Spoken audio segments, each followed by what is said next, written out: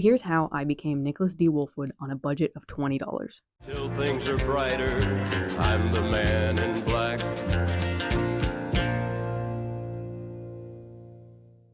I had declared the month of August to be a no-buy month, but here's the problem. My friend really wanted to go to this con, so if I was going to cosplay, I was going to have to do it for free.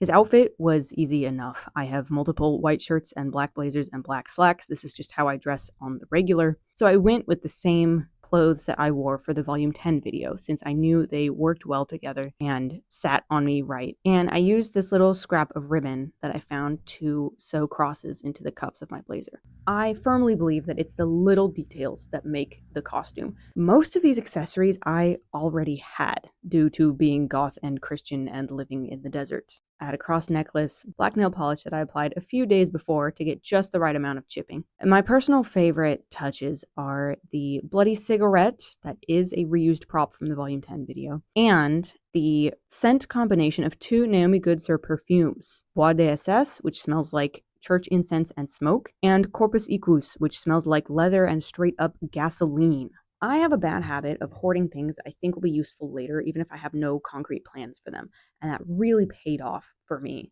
this time around. I had found these old dress shoes at the Goodwill a few months back, and they're about a whole size too small. But with some band-aids on my heels to prevent them from chafing my Achilles tendon, they worked just fine. My feet were barely even sore after about 8 hours at the con. My sunglasses are unfortunately not the right shape, but I have to wear my glasses, and these are the only prescription ones I got, so it is what it is. Now, the Punisher. I built this for free. I did not spend a single penny on it. So last year when I moved, I kept this big sturdy box because it was big and it was sturdy. And I had the embryo of the thought that if I ever wanted to make the Punisher, this box would be the perfect size. I had this sheet left over from my roommate's sheet ghost costumes from last year, but this sheet was stark white and desperately needed weathering.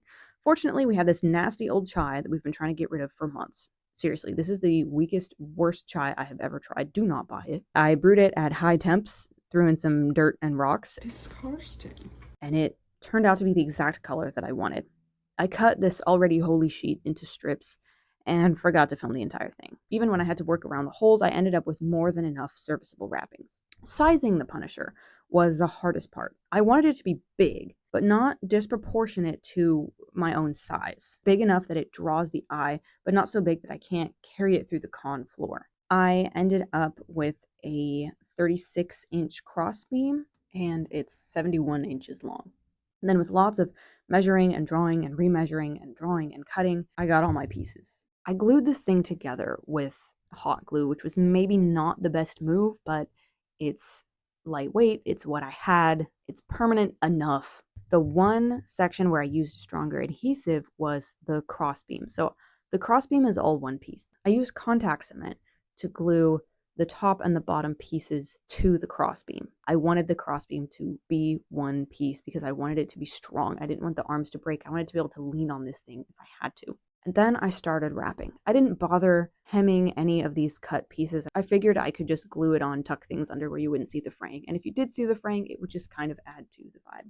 And once I had it wrapped in a way that I liked it, I glued the black straps around. This is just some black scrap polyester that I had. I cut it into strips and sewed it together to make one long strip. And it was important that I used a polyester, a synthetic fabric for this, because I just took my lighter and burnt the edges of all of these to melt them and lock in the fabric so that it wouldn't fray. I really wanted to try to find some webbing or something to use here. And I did find a little bit, but I had to just go with this polyester fabric because I did not have enough webbing.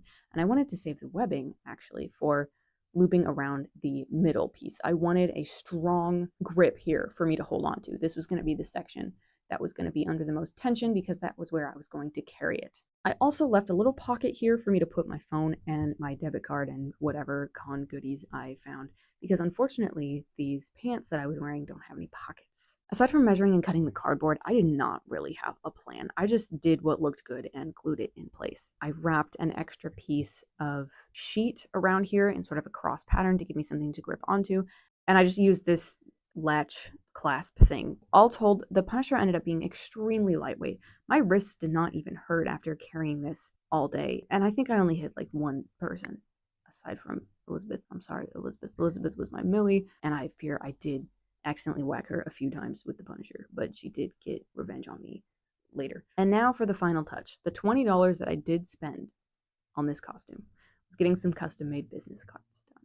I love going to cons and handing out some little goodie that is going to become part of someone's con haul. I love contributing to someone's experience there, even if I'm not there as a vendor. Normally, I'm not someone who likes to be the center of attention at any sort of event unless I'm in performance mode. And when I'm in cosplay, I'm in performance mode. And it was so much fun to be in character and give people these business cards and tell them that if they needed any services that they could hire me. The business card sort of bridged the gap between me as the character and me as myself. The front of the card is entirely in character. The back of the card does have a link to my socials on it in case people want to follow up with me. And I had 50 of these cards printed. I did not know if I would hand out 3 or if I would hand out all 50. I ended up getting rid of 43. I only have 7 left. They were such a hit. Everyone loved the business cards, and I was so happy. I love going above and beyond. I love providing for people. I love giving people an experience. All day long, it was just the paparazzi. At some point, a line formed in the middle of Artist Alley for people to get pictures with me. It was so much fun. I had kids wanting to take pictures with me. I spent so much money at the Children's Artist Alley. There was a little girl who asked me why I was carrying this big cross, and I got to explain to her that I was dressed as a character from my favorite story who is a hero and he saves people. And at the very end of the day, we met this other Millie who was so lovely and wanted to pick me up. And as I was adjusting their wig, Elizabeth snapped this lovely, lovely picture where I was just fixing the stray wig hair, but it looks like a tender moment between us, and I just adore it. I think that's the word that I keep coming back to after this experience. I adored the whole process of it. I loved the creativity, the problem solving of trying to do this on an extremely limited budget. I loved watching it come together. I loved walking around the con with my titties out. I loved being someone who could make people's day. I adored the whole process. I adored every person who ran after me trying to get my picture. I adored being able to provide them with a little surprise and a little something to take home. And I just adore Wolfwood, and I adored being him for a day.